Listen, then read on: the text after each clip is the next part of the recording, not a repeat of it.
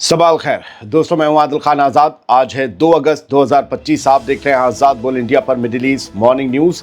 इस शो में आज आपको दिखाएंगे गजा, ईरान, इसराइल, लेबनान, यमन और मिडिल ईस्ट की खबरें। ये बेहद अहम खबरें हैं, तो चलिए शुरू करते हैं ये शो। पहली खबर तुर्की से है। इस्तांबुल में हमास और तुर्की के डेलीगेशन की मुलाकात हुई। अर्दगॉन ने ताबड़तोड़ हमला बोला। फिलिस्तीन पर दुनिया की खामोशी पर गुस्से का इजहार भी किया। हमास का डेलीगेशन तुर्की पहुंचा, जहां इस्तांबुल में हुई मीटिंग में तुर्की के फॉरेन मिनिस्टर हकान फिदान ने इसराइल को गजा के जेनोसाइड का जिम्मेदार ठहराया। फिदान ने कहा, गजा में ऐसा जेनोसाइड हो रहा है जिस पर पूरी दुनिया शर्मिंदा है। नेतन्याहू सीजफायर के लिए सीरियस नहीं है। उन्होंने इल्ज़ाम लगाया कि इसराइल बातचीत को जानबूझकर खींच रहा है ताकि फ़लस्तीनियों की हिम्मत तोड़कर उन्हें अपने ही घरों से निकाल सके। साथ ही हकान फिदान ने यह भी कहा कि इसराइल गजा से लोगों को बेदखल करके वेस्ट बैंक पर कब्जा करना चाहता है। मीटिंग में मौजूद हमास के लीडर मोहम्मद दरवेश ने भी इस दौरान बात की। उन्होंने कहा कि गजा को ज़रूरत के मुताबिक इंसानी मदद नहीं मिल रही और इसराइल जंग रोकने और होस्टेज की या कैदियों की डील को बिल्कुल ज़्यादा तवज्जो नहीं दे रहा, उसको लेकर कोई नरमी नहीं दिखा रहा। इसके अलावा तुर्की और हमास के बीच क्या सीरियस बातचीत हुई है, क्या मेन बातचीत हुई है, वो तो निकलकर न्यूज़पेपर्स में नहीं आएगी, वो तो उन दोनों के बीच ही रहेगी। लेकिन रजब तैयब एर्दोगान ज़रूर बोले और गरज कर बोले।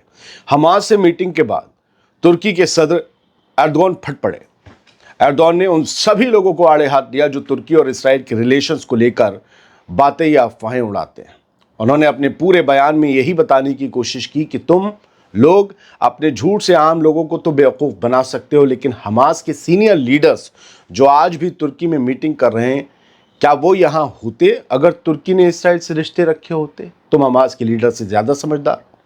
ऐसा होता तो हमास को किसी और से ज़्यादा तुर्की पर यकीन क्यों होता?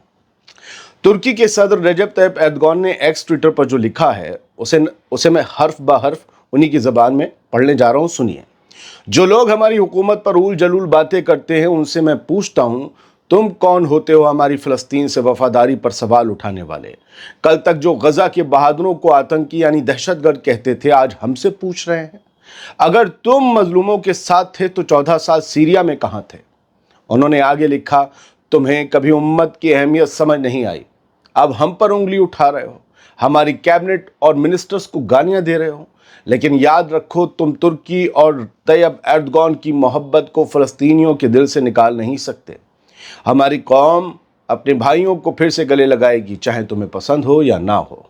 तारीख़ हमारे इस डट कर खड़े होने को दर्ज कर रही है और तुम सिर्फ तमाशाई हो। ये रजब तैयब एर्दोगान का बयान था, उन्हीं के लफ्ज़ों में, और बड़ा लंबा था। इसके अलावा भी मैंने बस उनके ट्वीट का एक ट्वीट या एक एक्सपोस्ट ली है। उन सब के लिए था यह बयान जो तुर्की को लेकर झूठ फैलाते हैं। दोस्तों, आप लोग बताइए, अगर ये सच भी है कि इसराइल को तुर्की हथियार या कुछ भी दे रहा है, तो हमास के लीडर्स बार बार तुर्की क्यों चले जाते हैं? उन्हें क्या इसका पता नहीं? ऐसे में तो वहां वो मारे भी जा सकते हैं और पकड़े भी जा सकते हैं। अब बताइएगा कि हमास के लीडर्स तुर्की पर सबसे ज़्यादा भरोसा क्यों करते हैं? कतर में तो बातचीत चल रही है, वहां जाना पड़ेगा। लेकिन और कतर में हमास के लीडर्स रहते हैं, इस्माइल हानिया भी वहीं रहते थे, आज भी वहीं दफन है, उनकी फैमिली वहीं। तुर्की क्यों जाते हैं हमास के लीडर्स? आप बताइएगा। खैर, बढ़ते आगे। इसराइली आर्मी के चीफ बहुत ज़्यादा बेकरार हैं। वो बंदा कह रहा है, हमें बताओ तो सही, अब हमें करना क्या है, किस सिमत जाना है, कौन सा एक्शन लेना है। गजा में बेकाबू हालात और होस्टेजेस की रिहाई पर बातचीत ठप होने के बीच इसराइली फौज का चीफ जनरल एयाल ज़ामिर इस हफ्ते की कैबिनेट मीटिंग में मिनिस्टर से साफ लफ्ज़ों में पूछ बैठा, हमें कोई स्ट्रेटजी तो दो। चैनल 12 की रिपोर्ट बताती है कि इसराइली हुकूमत इस वक्त डायरेक्शनलेस है। पता ही नहीं उसे कहाँ जाना है, किस सिमत जाना है। ना कोई ठोस प्लान, ना कोई साफ रोड मैप। सोर्सेस के मुताबिक इस रिपोर्ट में कहा गया कि इसराइल ने प्रेशर बनाने के लिए गजा के कुछ हिस्सों को कब्जा करने की सोच भी रखी है, लेकिन अभी तक कोई आखिरी फैसला नहीं हुआ कैसे कब्जाएंगे। अमेरिका के एनवॉय स्टीव विटकॉफ भी इस मुद्दे पर यरूशलेम पहुंचे थे परसों, जहां स्ट्रेटजी पर बंद दरवाजों के पीछे मीटिंग्स भी हुई, लेकिन बाहर अब तक सिर्फ खामोशी है। और इस खामोशी के बीच गजा का इंसानी बहरान पूरी दुनिया में इसराइल की साख को गिरा रहा है और इसराइल की आर्मी डायरेक्शनलेस है।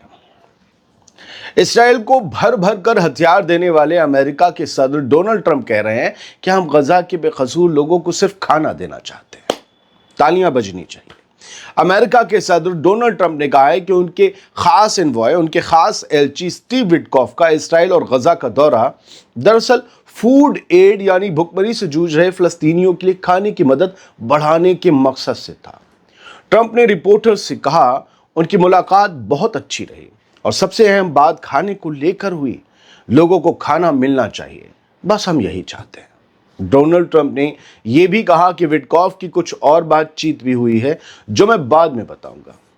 ये बात क्या है जो बाद में बताई जाएगी? कोई नया प्लान है क्या?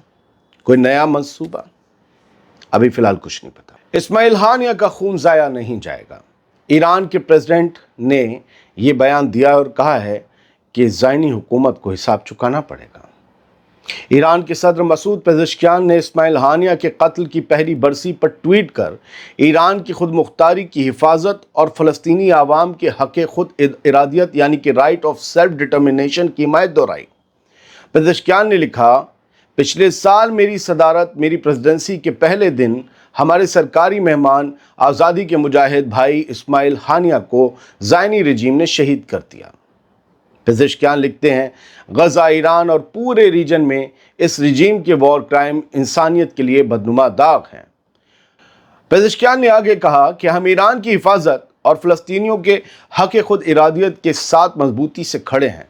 हम अपने शहीद मेहमान की याद को सलाम करते हैं। दोस्तों, आपको याद दिला दूं, मैंने कल भी याद दिलाया था, पता नहीं आपको किस किस ने याद दिलाया कि 31 जुलाई 2024 को तेहरान में इस्माइल हानिया और उनके एक बॉडीगार्ड की रिहाइशगाह पर हुए हमले में मौत हुई थी। तब IRGC ने बयान जारी किया था कि इस्माइल हानिया का कत्ल ज़ायनी हुकूमत ने अमेरिका की हुकूमत की मदद से साजिशन अंजाम दिया है। लेकिन आज तक उस मिशन को अंजाम देने वाले पकड़े नहीं गए, जबकि वो मिशन ईरान की ज़मीन और ईरान में छुपे हुए मुखबिरों के ज़रिए ही अंजाम दिया गया था। अब 4 खबरें यहाँ से। यमन ने एक बार फिर से हमला किया है इसराइल के इलाकों पर। यमन की अंसारुल्लाह मूवमेंट वाली जो हुकूमत है, उसकी जो फोर्स है, यमनी आर्म फोर्स, उसने मिसाइल दागी फिर, और ये कहा कि करीबन 4 लाख सेटलर्स छुप गए जाकर, लाखों या इससे ज़्यादा। तेल अवीव की तरफ ये मिसाइल दागी गई।